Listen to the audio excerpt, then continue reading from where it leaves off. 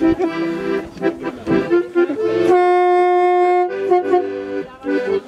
jsme všichni uvnitř.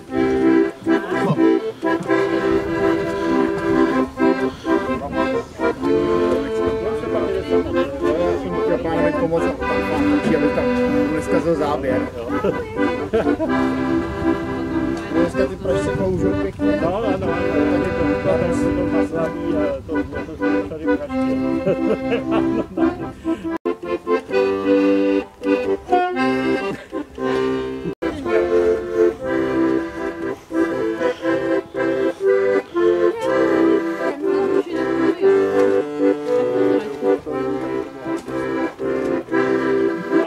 Rychlík číslo 93 656 Florian, linky R12, společnosti Platecká úzkorozchodná ve směru Kozice je přistaven na první kolej sektor EG.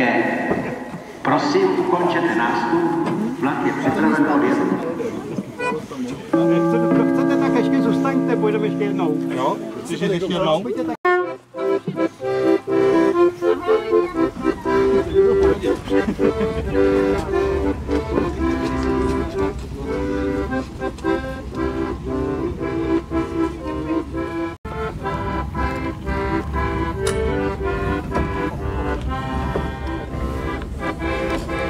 Máš sedět na zadku.